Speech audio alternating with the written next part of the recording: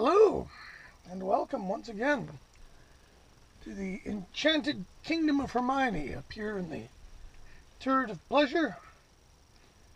I'm going to continue on my discussion of the Miles Davis reissue box sets, the kind of thing that CDs were just made for. Because this is a fantastic box set. What do they call it? It's so minimalist. Look at this. It's black. Just in case you're wondering if it's about blackness, it's black! With the iconic photo of Miles just given her, which I think that silhouette is now his kind of trademark. His brand's trade. It doesn't say anywhere on here. There at the very bottom of the little brass thing, the complete Jack Johnson sessions. And, well, that's what it is, and then some. I mentioned in a previous video, you hear a thing that's going to come out. There's going to be a box set of the Jack Johnson sessions. Oh boy, I say. That's probably going to be pretty good. This is unbelievably good. This is just so great. It's pretty well put together. Look at the shine. I don't know if you can see the shiny aspect of this, but it's the usual brass clip on the very difficult to read booklet with individual sleeves for the discs. And on this one, they're all a little bit different. I think it's this one. They make it a little bit easier to find out who plays on what. No, maybe they don't. The individual things don't have the song titles on it. That's annoying. Because then you got to go dig in. It would be different if it was at the end of the booklet. But it's not. It's where the fuck is it? So this is a serious hassle with this thing. Where the fuck is it? Page 8. It's like, you know, you're not listening to a CD here. You're taking a course. So basically what this is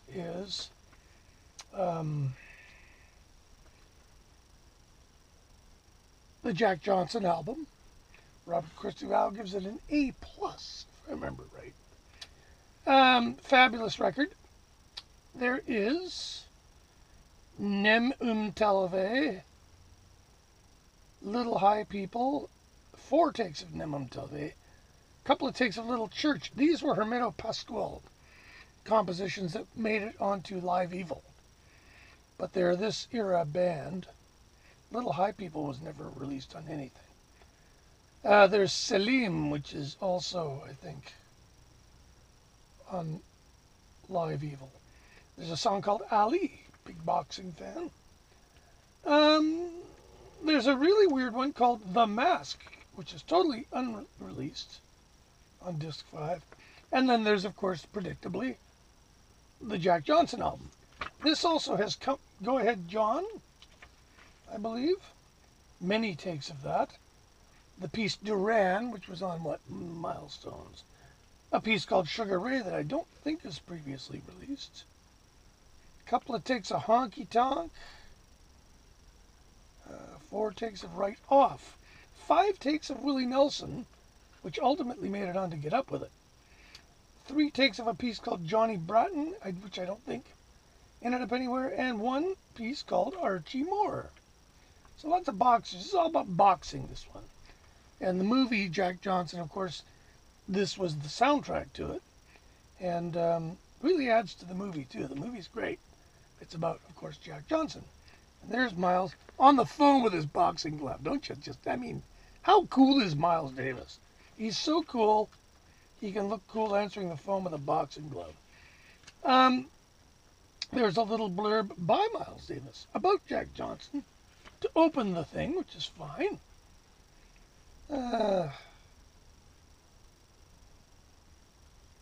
Miles Kaskuna here mentions that after the final session on this set, Miles did not enter a recording studio for almost 2 years.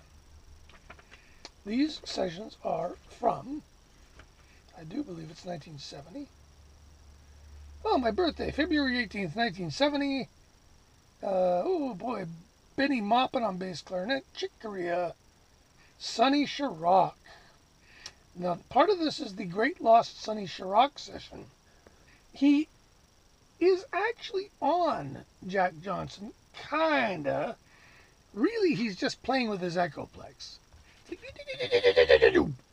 Doing that kind of shit. And he does a little bit of, like, he doesn't actually play a lot on this whole session. But Dave Holland on bass, Jack DeJohnette on drums. What's not to like about this? This is going to be real good. And so, on and on you go. Steve Grossman, John McLaughlin, Dave Holland, Jack DeJohnette, and Miles. That's Willie Nelson, Johnny Bratton. So the discography is, luckily it's very complete. Because, you know, a guy's going to buy this, or a girl. She's going to want to know who plays on what. Otherwise, why are they buying it? They're completists.